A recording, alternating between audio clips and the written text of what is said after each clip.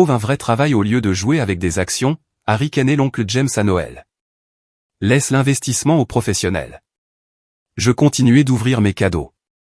L'appel de ma directrice financière m'a interrompu. Monsieur, votre investisseur anonyme retire la totalité des $287M. Le Noël de la famille Martinez se tenait dans le vaste domaine de l'oncle James à Greenwich, dans le Connecticut, où le succès se mesurait à la taille des yachts et aux frais de scolarité des écoles privées. J'étais assis sur le canapé en cuir de son bureau à domicile, le seul endroit où je pouvais échapper au bruit, examinant les données du marché sur mon ordinateur portable pendant que la fête continuait dans la maison principale. Daniel, la voix de l'oncle James a retenti alors qu'il entrait, un scotch à la main, son costume Brioni valant probablement plus que le salaire mensuel de la plupart des gens. Toujours collé à cet ordinateur. Allez, c'est Noël. Fais une pause, peu importe ce que tu fais. Je passe juste en revue certaines positions, ai-je dit doucement, en fermant partiellement l'ordinateur portable. Des positions ? L'oncle James a gloussé, s'installant dans son fauteuil de bureau. Tu veux dire ton petit portefeuille d'actions ? Daniel, tu as 36 ans. Quand vas-tu trouver un vrai travail au lieu de jouer avec des actions dans ton appartement ? C'est ce que je fais. D'accord, ai-je dit doucement. D'accord, a-t-il répété en riant. Fils, je travaille dans la finance depuis 35 ans. Je dirige une société de capital investissement avec 2,8 milliards de dollars d'actifs sous gestion. Je sais à quoi ressemble d'accord dans cette industrie et ce n'est pas rester assis dans son appartement à faire du day trading sur Eutrade. Je n'utilise pas Eutrade, ai-je dit. Peu importe la plateforme que tu utilises, a-t-il dit en faisant un geste dédaigneux. Daniel, il y a une différence entre jouer en bourse et travailler réellement dans la finance. Tu as besoin de structure, de mentorat, d'un vrai plan de carrière.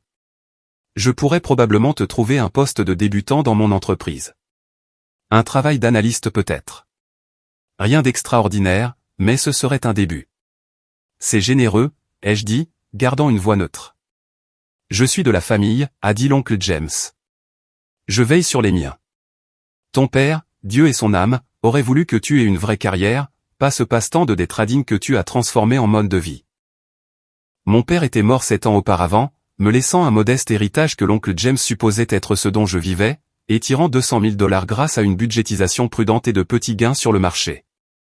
La réalité était très différente, mais l'oncle James n'avait jamais posé la question, alors je n'avais jamais corrigé ses hypothèses. Le marché a été bon pour moi, ai-je dit simplement.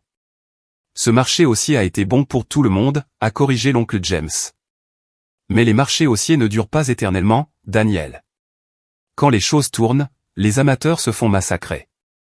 Tu as besoin des connaissances institutionnelles, des cadres de gestion des risques, de la discipline professionnelle qui vient du travail dans une vraie entreprise comme Martinez Capital Partners, a-t-il dit, nommant sa société de capital investissement. Exactement comme MCP, a-t-il dit fièrement. Nous gérons de l'argent pour des particuliers et des institutions ultra fortunées depuis 28 ans. Nous avons des processus, Daniel, des cadres de diligence raisonnables, des protocoles d'évaluation des risques. C'est comme ça qu'on protège le capital et qu'on génère des rendements constants.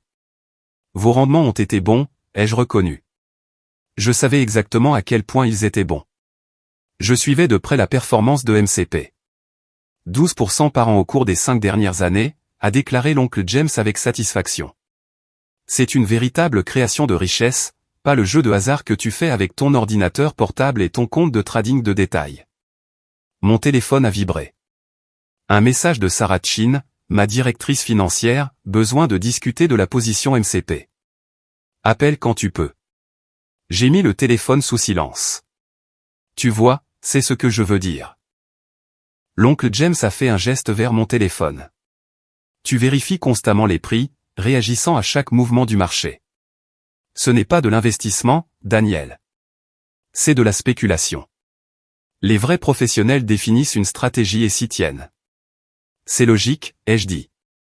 Je m'inquiète pour toi, a continué l'oncle James, son ton devenant presque paternel. Tu vis dans ce modeste appartement à Stanford. Tu conduis une Honda Accord vieille de 7 ans. Tu ne sembles pas avoir de plan de retraite ou d'assurance maladie par le biais d'un employeur. Daniel, tu es dans la trentaine. Tu devrais construire ta sécurité, pas parier sur des choix d'action. J'apprécie ton inquiétude, ai-je dit. C'est plus que de l'inquiétude. C'est la réalité, a-t-il dit. Écoute, je vais être honnête avec toi. La famille parle. Ton cousin Eduardo gagne 400 000 $ par an chez Goldman Sachs. Ta cousine Maria dirige un fonds spéculatif avec 600 millions de dollars d'actifs sous gestion et toi, tu fais ce que tu fais. C'est embarrassant, Daniel. Embarrassant pour qui? Ai-je demandé doucement. Pour la famille, a-t-il dit comme si c'était une évidence. Le nom Martinez signifie quelque chose dans la finance. Nous sommes connus pour notre succès, notre professionnalisme. Et puis il y a toi, le neveu des traders qui vit comme un étudiant. J'ai hoché la tête, reportant mon attention sur mon ordinateur portable. Est-ce que tu m'écoutes seulement, a demandé l'oncle James, l'irritation s'insinuant dans sa voix. J'écoute, lui ai-je assuré. Tu penses que je devrais trouver un vrai travail. Laisser l'investissement aux professionnels comme toi. Arrêter de jouer avec des actions. Exactement, a-t-il dit, satisfait que j'ai compris. C'est pour ton bien, Daniel. Tu ne peux pas faire du day trading éternellement. Finalement, tu seras à court d'argent ou le marché se retournera contre toi. Et ensuite? Ensuite, je trouverai une solution, ai-je dit. Ce n'est pas un plan, a déclaré l'oncle James. C'est de l'espoir. L'espoir n'est pas une stratégie. Mon téléphone a vibré à nouveau. Sarah était plus insistante cette fois. Daniel, c'est urgent concernant MCP. Je dois prendre ça, ai-je dit en me levant. Un appel professionnel? L'oncle James a ricané. Très bien, mais réfléchis à ce que j'ai dit. L'offre tient toujours. Je te décrocherai un entretien chez MCP. Niveau débutant, mais c'est un pied dans la porte. C'est mieux que ce que tu fais maintenant. Je suis sorti sur la terrasse, fermant la porte derrière moi, et j'ai appelé Sarah. Que se passe-t-il? Ai-je demandé. Martinez Capital Partners vient de publier sa lettre de fin d'année aux investisseurs, a déclaré Sarah. James se vante de leur rendement de 12% et de leur gestion des risques sophistiqués. Il a également mentionné qu'il prévoit une expansion majeure sur les marchés asiatiques. J'ai vu la lettre, ai-je dit.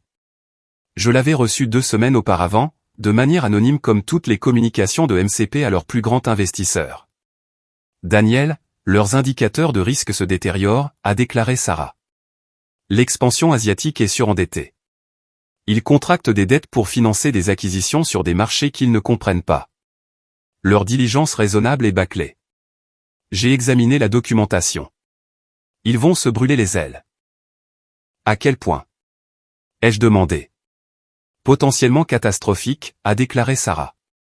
Si les marchés asiatiques corrigent, ce qu'ils montrent des signes de fer, MCP pourrait perdre 40 à 50% de son capital. James parie tout sur une croissance continue dans des marchés instables. Je suis resté silencieux un moment, regardant les lumières de Noël scintiller sur la pelouse bien entretenue de l'oncle James. Retire tout, ai-je dit finalement. La totalité, a demandé Sarah. Daniel, cela fait 287 millions de dollars. Tu es de loin leur plus grand investisseur. Si tu retires tout, cela pourrait déclencher une crise. Ils gèrent mal les risques, ai-je dit. C'est exactement pour cela que nous devons nous retirer. Exécute l'ordre après les vacances. Donne-leur jusqu'au 2 janvier pour traiter la demande de rachat. Cela va blesser James personnellement, a dit Sarah doucement. Pas seulement professionnellement. Les dommages à la réputation à eux seuls. Il aurait dû mieux gérer les risques, ai-je dit.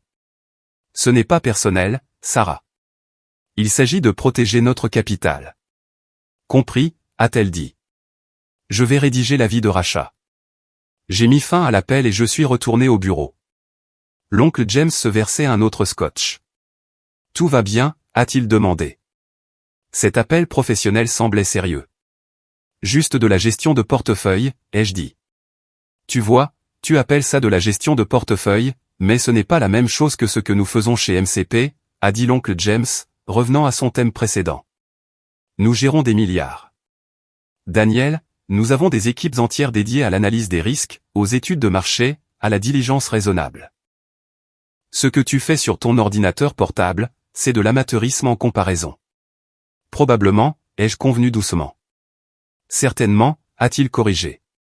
Écoute, je ne veux pas être dur, mais quelqu'un doit te dire la vérité. Ce fantasme selon lequel tu es une sorte d'investisseur, il doit cesser. Trouve un vrai travail. Construis une vraie carrière. Arrête de prétendre que tu es dans le même secteur que les vrais professionnels. C'est noté, ai-je dit. La fête a continué. J'ai fait la conversation avec des parents qui alternaient entre pitié et condescendance. Pauvre Daniel, jouant encore avec des actions, vivant toujours modestement, ne comprenant toujours pas que le vrai succès exigeait un titre d'entreprise et un compte de dépenses. Mon cousin Eduardo m'a coincé près de la table des desserts. L'oncle James dit que tu fais toujours ton truc de day trading, mec. Quand vas-tu grandir et trouver un vrai travail? Peut-être bientôt, ai-je dit. Tu devrais me laisser te donner quelques conseils, a proposé Eduardo. En travaillant chez Goldman, je vois comment opèrent les vrais professionnels. Tu ne peux pas simplement choisir des actions en fonction d'un sentiment ou de conseils sur Reddit. Tu as besoin de connaissances institutionnelles comme celles que tu as chez Goldman. J'ai dit, exactement, a dit Eduardo, manquant complètement mon ton. Nous avons des ressources que tu ne peux même pas imaginer. Des équipes de recherche, des algorithmes d'intelligence artificielle, un accès direct aux entreprises. C'est comme ça qu'on gagne vraiment de l'argent, pas quoi que ce soit que tu fasses. Combien Goldman t'a payé l'année dernière, ai-je demandé. 400 000 $, a dit Eduardo fièrement. Plus bonus, plus avantage. C'est à ça que ressemble le vrai succès, Daniel. Félicitations, ai-je dit sincèrement. Peut-être que je pourrais te décrocher un entretien, a proposé Eduardo. Pas pour quelque chose de senior, évidemment, mais nous recherchons toujours des analystes juniors. Ça paie environ 150 000 $ pour commencer. Tu devrais gravir les échelons, mais c'est mieux que le day trading. Je vais y réfléchir, ai-je dit. Le 2 janvier est arrivé, froid et gris. J'étais dans mon modeste appartement à Stanford. En réalité, un appartement terrasse de 3000 pieds carrés que je possédais entièrement dans un immeuble dans lequel j'avais investi il y a 5 ans, lorsque Sarah a appelé. L'avis de rachat est parti ce matin, a-t-elle dit. MCP a 30 jours pour traiter le retrait de 287 millions de $. Comment ont-ils réagi? Ai-je demandé. James a appelé immédiatement, a déclaré Sarah. Il panique. Il veut savoir qui est l'investisseur anonyme. Il veut négocier. Il veut comprendre pourquoi nous nous retirons. Son directeur financier est apparemment en mode crise. Et tu leur as dit que l'investisseur souhaite rester anonyme et que la décision est définitive, ai-je dit. Sarah a confirmé. Daniel, 287 millions de $ représentent 72% des actifs totaux sous gestion de MCP. Cela va les anéantir. Ils se sont paralysés eux-mêmes avec une mauvaise gestion des risques, ai-je dit. Nous ne faisons que protéger notre capital. James va finir par découvrir que c'est toi, a averti Sarah. Quand il verra le virement bancaire, quand il retracera la propriété effective, il comprendra. Je sais, ai-je dit. Je suis prêt pour cette conversation. Au cours de la semaine suivante, mon téléphone a commencé à sonner. L'oncle James, à plusieurs reprises. J'ai laissé la plupart des appels aller sur la messagerie vocale, mais ces messages devenaient de plus en plus désespérés. Daniel, j'ai besoin de ton aide. Nous avons une crise au cabinet. Je sais que tu n'es pas dans la finance professionnellement, mais j'ai besoin de quelqu'un en qui je peux avoir confiance. S'il te plaît, rappelle-moi. Daniel, c'est sérieux. Quelqu'un retire 287 millions de $ de notre fonds. Ça va nous détruire. J'ai besoin de la famille en ce moment. S'il te plaît, Daniel, où diable es-tu? J'appelle depuis des jours. Nous avons des ennuis. De vrais ennuis. Je dois te parler. Le 9 janvier, j'ai finalement répondu.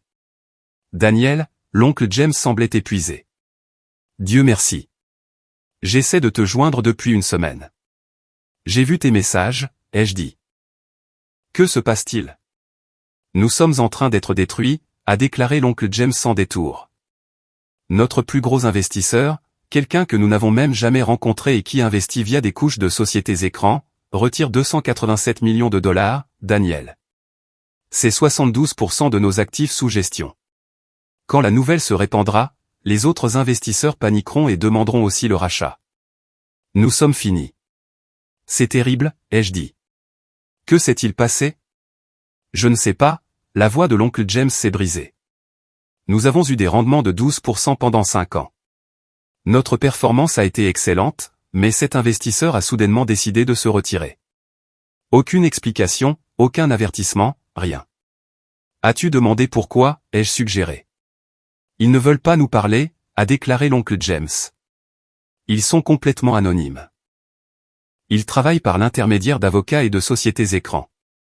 Nous n'avons aucune idée de qui ils sont ni pourquoi ils font cela.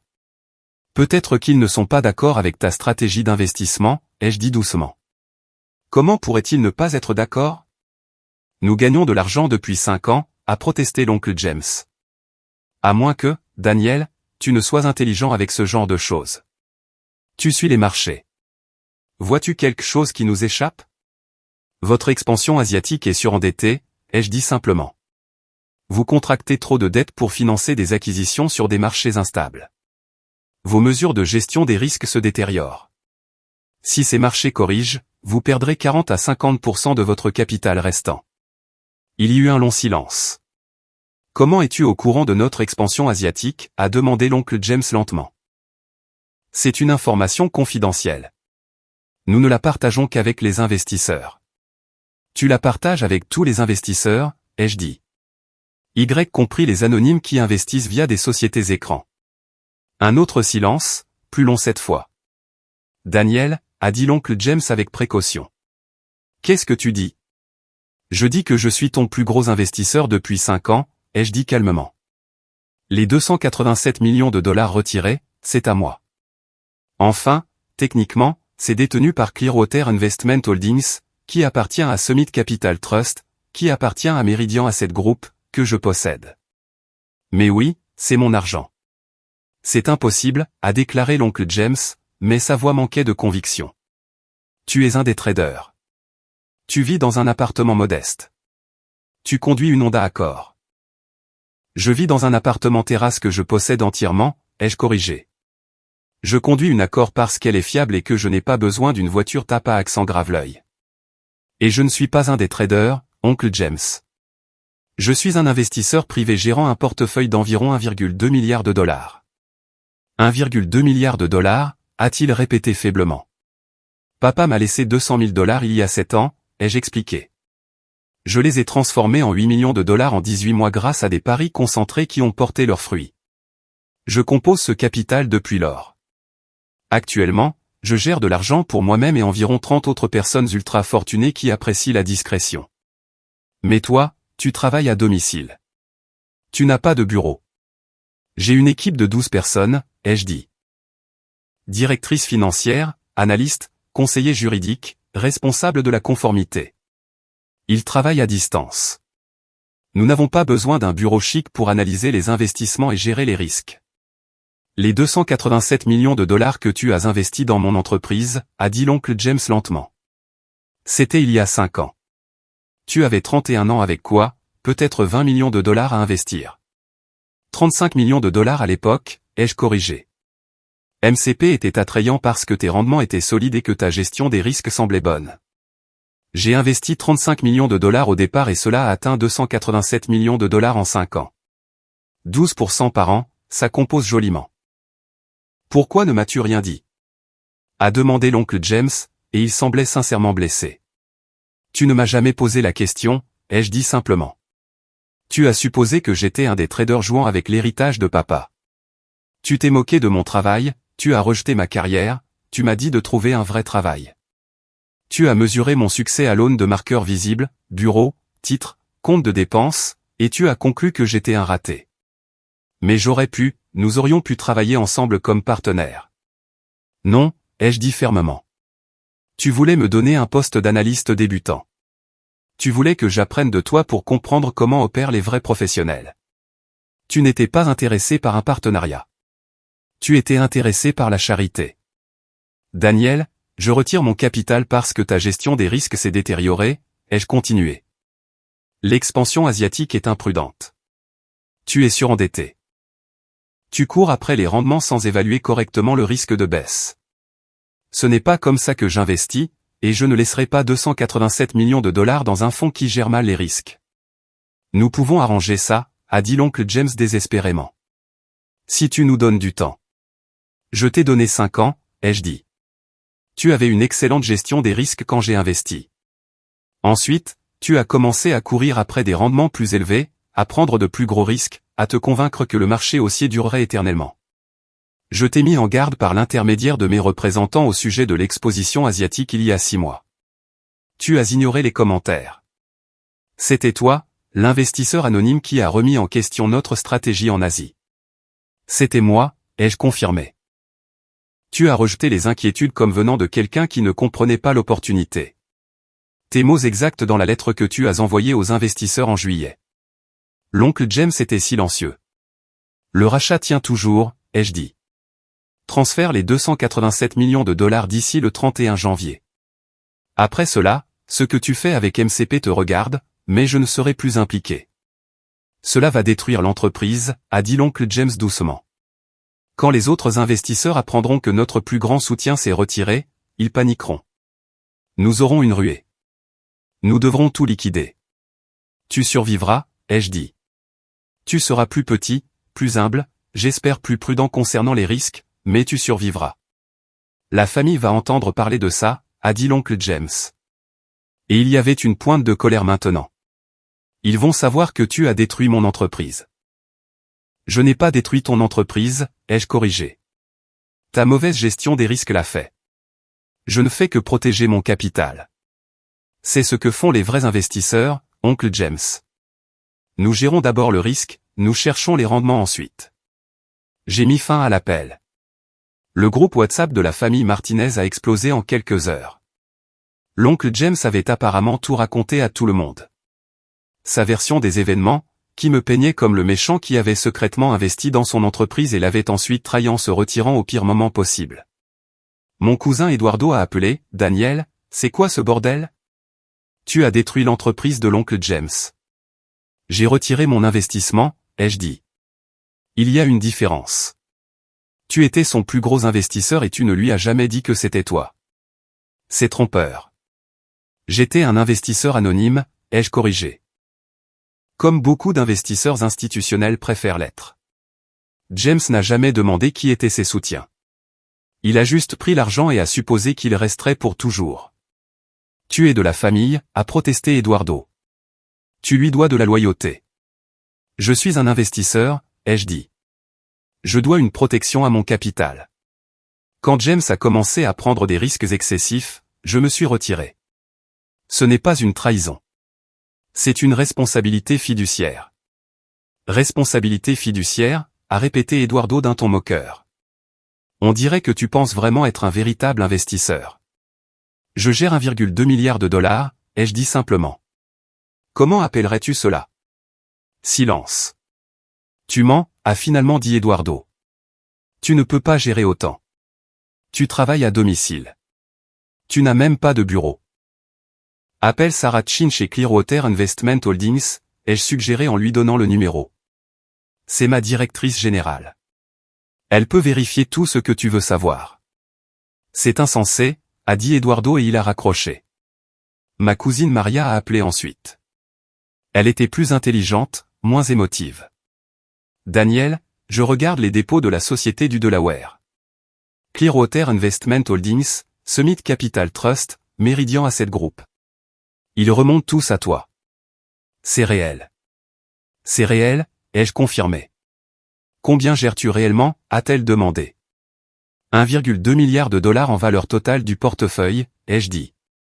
Environ 30 clients, tous des individus ultra fortunés qui apprécient la discrétion. Et tu fais ça depuis ton appartement à Stanford. La technologie rend les bureaux physiques inutiles, ai-je dit. Mon équipe travaille à distance. Nous avons des vidéoconférences, des bases de données sécurisées partagées, tout ce dont nous avons besoin. Le travail compte, pas le bureau. Jésus, Daniel, a dit Maria doucement. Je dirige un fonds de 600 millions de dollars et je pensais bien faire. Tu as le double de mes actifs sous gestion et aucun de nous ne le savait. C'était intentionnel, ai-je dit. Je préfère opérer discrètement. Pourquoi? Pourquoi cacher cela à la famille? Parce que la famille était plus intéressée à me juger qu'à me comprendre, ai-je dit. L'oncle James a passé 5 ans à me dire de trouver un vrai travail alors que j'étais littéralement son plus gros investisseur. Eduardo s'est moqué de mon day trading alors que je gérais plus d'argent que ce que Goldman le payait. Vous avez tous mesuré mon succès à l'aune de marqueurs visibles et avez conclu que j'étais un raté. Nous avions tort, a dit Maria doucement. Oui, ai-je convenu. Que se passe-t-il maintenant, a-t-elle demandé. Avec l'entreprise de l'oncle James. Cela dépend de lui, ai-je dit.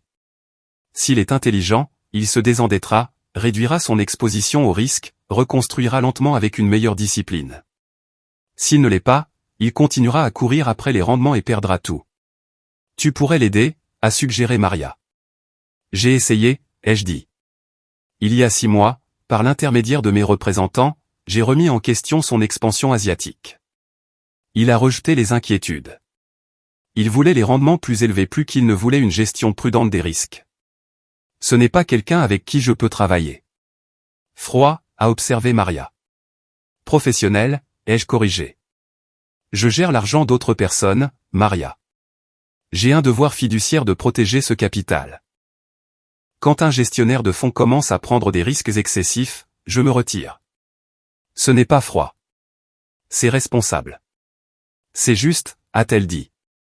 Pour ce que ça vaut, je pense que tu as fait la bonne chose. L'oncle James est devenu arrogant. Il avait besoin d'un retour à la réalité. Il en reçoit un, ai-je dit. Le drame familial a continué pendant des semaines. La moitié des parents se sont rangés du côté de l'oncle James. Trahison, déloyauté. Comment Daniel a-t-il pu détruire la famille? L'autre moitié a commencé à me regarder avec de nouveaux yeux, en particulier lorsqu'ils ont réalisé l'ampleur de ce que j'avais réellement construit. L'oncle James lui-même n'a pas rappelé avant le 15 février. Le rachat est traité, a-t-il dit sans préambule. Les 287 millions de dollars sont virés à Clearwater Investment Holdings aujourd'hui. Merci, ai-je dit. Pour ce que ça vaut, tu avais raison, a dit l'oncle James doucement. Les marchés asiatiques ont corrigé la semaine dernière. Si nous avions gardé ton argent investi dans notre stratégie d'expansion, nous en aurions perdu 40%, peut-être 50%. Tu l'avais parfaitement prédit. Je suis désolé que ce soit arrivé, ai-je dit, et je le pensais vraiment. L'es-tu, a demandé l'oncle James. Tu as l'air assez calme pour quelqu'un qui vient de détruire l'entreprise de son oncle. Je n'ai pas détruit ton entreprise, ai-je répété. J'ai retiré mon capital sur la base d'une évaluation des risques. Ton entreprise survivra. Plus petite mais plus sage. Tu as encore 112 millions de dollars d'actifs sous gestion provenant d'autres investisseurs qui croient en toi. C'est suffisant pour reconstruire. Si je peux les empêcher de demander le rachat, a dit l'oncle James. Alors montre-leur que tu as appris, ai-je suggéré. Désendette-toi. Améliore ta gestion des risques. Prouve que c'était une expérience d'apprentissage, pas un défaut de caractère. Les investisseurs apprécient la sagesse acquise grâce aux erreurs. C'est ce que tu dis à tes clients, a demandé l'oncle James. Quand tu fais des erreurs? Je leur dis la vérité, ai-je dit. Sur ce qui n'a pas fonctionné, pourquoi cela n'a pas fonctionné et comment je corrige le tir. La transparence renforce la confiance. La défensive la détruit. L'oncle James est resté silencieux un moment. Tu sais vraiment ce que tu fais, n'est-ce pas? Ce n'est pas de la chance ou un marché haussier. Tu comprends vraiment ce métier. J'ai passé 15 ans à l'apprendre, ai-je dit. Pas dans des bureaux ou des salles de conseil, mais sur les marchés. Apprendre de ses erreurs, affiner ses stratégies, renforcer sa discipline. De la même manière que tu as construit MCP il y a 28 ans avant de devenir complaisant. Complaisant? A-t-il répété. C'est ce que j'ai été. Tu as raison. Je suis devenu confiant, j'ai commencé à courir après les rendements, j'ai arrêté de remettre en question mes hypothèses. Les commentaires de l'investisseur anonyme. Tes commentaires. J'aurais dû écouter. Oui, ai-je convenu. Tu aurais dû. Puis-je te demander quelque chose, a dit l'oncle James. Si je répare ça, si je reconstruis MCP avec une meilleure gestion des risques, une meilleure discipline, envisagerais-tu de réinvestir? Peut-être, ai-je dit. Dans 2 ou 3 ans, si tes antécédents montrent une gestion cohérente des risques et que tu arrêtes de courir après des rendements démesurés, mais je resterai toujours anonyme, oncle James. C'est non négociable. Pourquoi? A-t-il demandé. Pourquoi te cacher quand tu as autant de succès? Parce que le succès n'est pas une question de reconnaissance, ai-je dit. C'est une question de bien faire le travail. Je n'ai pas besoin que les gens sachent que je gère 1,2 milliard de dollars. J'ai besoin de le gérer de manière responsable. Au moment où je commencerai à me soucier davantage de ma réputation que des résultats, je commencerai à faire des erreurs comme je l'ai fait, a déclaré l'oncle James. Comme tu l'as fait, ai-je convenu. Daniel, a dit l'oncle James. Je suis désolé pour la façon dont je t'ai traité, d'avoir supposé que tu faisais juste du day trading, de t'avoir offert un poste d'analyste débutant comme si je te faisais une faveur. Tu as eu plus de succès que moi, et j'étais trop aveugle pour le voir. Merci, ai-je dit doucement. Pourquoi? Pour avoir enfin posé la question au lieu de supposer, ai-je dit. C'est tout ce que j'ai jamais voulu, que quelqu'un demande réellement ce que je fais au lieu de décider qu'il le savait déjà. Le rassemblement de Pâques de la famille Martinez a été modéré par rapport à Noël. L'entreprise de l'oncle James s'était stabilisée. Il s'était désendetté, recentré sur ses compétences de base et avait conservé environ 95 millions de dollars d'actifs sous gestion auprès d'investisseurs qui croyaient en son plan de relance. Eduardo était nettement plus silencieux autour de moi. Maria m'a cherché pour des conseils en investissement. La dynamique familiale avait changé. Je n'étais plus le raté du day trading, mais je n'étais pas tout à fait à l'aise avec la nouvelle perception non plus. Les gens n'arrêtent pas de me poser des questions sur les investissements, ai-je dit à Maria pendant le dîner. Comme si j'étais soudainement un gourou parce qu'ils ont découvert que je gère de l'argent. Tu gères beaucoup d'argent, a souligné Maria. Cela ne fait pas de moi un gourou, ai-je dit. Cela fait de moi quelqu'un qui a été constant et discipliné pendant 15 ans. La plupart des gens ne veulent pas faire le travail. Ils veulent le raccourci, la formule secrète, le tuyau d'initié. Que leur dis-tu, a-t-elle demandé. Qu'il n'y a pas de raccourci, ai-je dit. Que l'investissement réussi est ennuyeux. C'est de la recherche, de la gestion des risques, de la patience, de la discipline. C'est dire non à des opportunités passionnantes qui ne répondent pas à vos critères. C'est se retirer d'investissements qui commencent à prendre des risques excessifs même quand tout le monde pense que vous êtes fou. Comme tu l'as fait avec l'oncle James, a dit Maria. Comme je l'ai fait avec l'oncle James, ai-je confirmé. Il est différent maintenant, a observé Maria. Plus humble, plus prudent. Bien, ai-je dit. Peut-être que cela fera de lui un meilleur investisseur. Cela lui a certainement fait te respecter davantage, a dit Maria. Je ne l'ai pas fait pour le respect, ai-je dit. Je l'ai fait pour protéger le capital. Le respect est un effet secondaire. Prends la victoire, Daniel, a souri Maria. Tu as prouvé à tout le monde qu'ils avaient tort. Profitant un peu. J'ai prouvé que les hypothèses sont dangereuses, ai-je dit. Ce n'est pas vraiment une victoire. C'est juste une leçon que tout le monde aurait déjà dû connaître. Mon téléphone a vibré. Sarah Chin avec le rapport mensuel du portefeuille. Les rendements étaient en hausse de 14% pour l'année jusqu'à présent. Les scores de satisfaction des clients étaient à 96%. Les actifs sous gestion étaient passés à 1,27 milliard de dollars alors que les clients existants augmentaient leurs allocations. Le travail, a demandé Maria. Toujours, ai-je dit. Prends-tu jamais une pause, a-t-elle demandé. Juste ne pas travailler. C'est ce que j'aime, ai-je dit simplement. Analyser les marchés, gérer les risques, faire croître le capital. Pourquoi ferais-je une pause de quelque chose que j'aime? Parce que c'est ce que font les gens normaux, a-t-elle dit. Je ne suis pas des gens normaux, ai-je dit. Je suis quelqu'un qui a trouvé un travail qui compte pour lui et a construit une vie autour de cela. L'appartement modeste, la vieille accord, le profil bas, tout cela est intentionnel. Cela me permet de rester concentré sur ce qui compte vraiment, c'est-à-dire le travail. Toujours le travail, les rendements, la gestion des risques, la protection du capital, ai-je dit. C'est pour cela que je suis payé. C'est ce pourquoi je suis doué. Tout le reste n'est que du bruit. L'oncle James s'est approché de nous, l'air hésitant. Daniel, pouvons-nous parler? Bien sûr, ai-je dit. Maria s'est excusée, nous laissant seuls sur la terrasse. J'ai réfléchi, a dit l'oncle James. À ce que tu as dit, à propos de la reconstruction de MCP avec une meilleure discipline. Je voulais te soumettre quelque chose. Ai-je dit. Et si nous nous associons, a-t-il demandé. Pas toi investissant dans MCP, mais travaillant réellement ensemble. Tu apportes tes compétences analytiques, ton expertise en gestion des risques. J'apporte les relations institutionnelles, l'infrastructure opérationnelle. Nous pourrions construire quelque chose de vraiment spécial. Je l'ai regardé attentivement. Tu veux que je travaille pour toi? Avec moi, a-t-il corrigé. Comme partenaires égaux. Je n'ai pas besoin d'un partenaire, ai-je dit doucement. J'ai une équipe, un processus, une structure qui fonctionne. Que m'apporterait un partenariat avec MCP que je n'ai pas déjà? L'oncle James s'est légèrement dégonflé. Rien, je suppose. Je pensais juste, je ne sais pas ce que je pensais, que peut-être nous pourrions construire quelque chose ensemble.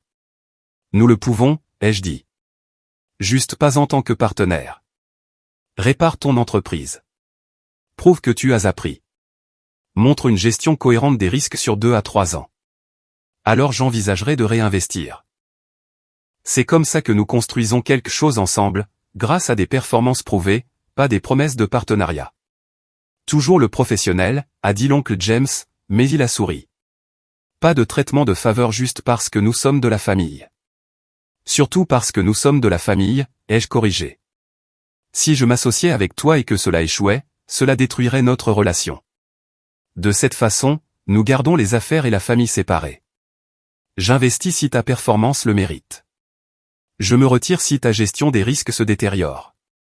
Propre, professionnel, pas de sentiments blessés. Pas de sentiments blessés, l'oncle James a haussé un sourcil. Daniel, j'étais dévasté quand tu t'es retiré. Tu étais dévasté que ta gestion des risques ait échoué, ai-je corrigé. Pas que je me sois retiré. Le retrait était un symptôme, pas la cause. Distinction subtile, a-t-il observé. Distinction importante, ai-je dit. Nous sommes restés en silence un moment, regardant le soleil se coucher sur la campagne du Connecticut. Ton père serait fier, a finalement dit l'oncle James. De ce que tu as construit, de qui tu es devenu. Merci, ai-je dit doucement. Il disait toujours que tu avais l'esprit des chiffres, a continué l'oncle James. Il disait que tu voyais des modèles que les autres manquaient. Je ne le croyais pas. Je pensais qu'il était juste un père fier. Il s'avère qu'il avait raison. Il l'avait généralement, ai-je dit. J'aurais aimé avoir demandé, a dit l'oncle James. Au lieu de supposer. J'aurais aimé avoir réellement appris ce que tu faisais au lieu de le rejeter comme du day trading. Tu poses la question maintenant, ai-je dit. Ça compte. Mieux vaut tard que jamais. Mieux vaut tard que jamais, ai-je convenu. 2 ans plus tard, l'entreprise de l'oncle James s'était stabilisée à 127 millions de dollars d'actifs sous gestion. Plus petite qu'avant, mais rentable et disciplinée. Ses scores de gestion des risques s'étaient considérablement améliorés. Ses rendements étaient stables, pas spectaculaires, mais constants. J'ai réinvesti 50 millions de dollars via la même structure anonyme. Quand l'oncle James a appelé pour remercier l'investisseur anonyme de sa confiance renouvelée, j'ai écouté via le haut-parleur pendant que Sarah gérait l'appel. Nous ne vous décevrons pas, a promis l'oncle James. Nous avons appris de nos erreurs. Nous sommes de meilleurs gestionnaires maintenant. Nous croyons que vous l'êtes, a dit Sarah professionnellement. C'est pourquoi nous réinvestissons, mais sachez que nous surveillons de près. Si la gestion des risques se détériore à nouveau, nous sortirons tout aussi rapidement. Compris, a dit l'oncle James. Et s'il vous plaît, remerciez votre mandant pour l'opportunité, pour avoir cru en nous à nouveau. Je le ferai, a promis Sarah. Après avoir mis fin à l'appel, elle m'a regardé. Il ne sait toujours pas que c'est toi, n'est-ce pas? Non, ai-je dit. Et il n'a pas besoin de le savoir. L'investissement parle de lui-même. Tu es un homme étrange, Daniel Martinez, a dit Sarah. La plupart des gens voudraient être crédités pour avoir donné une seconde chance à leur oncle. La plupart des gens mesurent le succès en reconnaissance, ai-je dit. Je le mesure en rendement et en gestion des risques. L'oncle James a mérité le réinvestissement grâce à une performance améliorée. C'est tout ce qui compte. La famille parle encore de toi, a dit Sarah. De la façon dont tu as secrètement construit ce portefeuille massif alors que tout le monde pensait que tu faisais du day trading. Laisse-les parler, ai-je dit. Tant qu'ils parlent, il ne me demande pas de conseils en investissement ou d'argent. Froid, a observé Sarah. Efficace, ai-je corrigé. J'ai du travail à faire. Passons en revue le rapport trimestriel. Et c'était finalement là le point essentiel. Pas le drame familial, pas la justification, pas la reconnaissance, juste le travail, la recherche, l'analyse, la gestion des risques, la discipline patiente de faire croître le capital de manière responsable. L'oncle James avait finalement appris à le respecter. La famille avait finalement appris à le voir. Mais j'avais su tout au long ce qui comptait. Et ce n'était pas leur approbation. C'était le travail lui-même. Cela l'avait toujours été, et cela le serait toujours. Le reste n'était que du bruit. Et j'avais appris depuis longtemps à ignorer le bruit.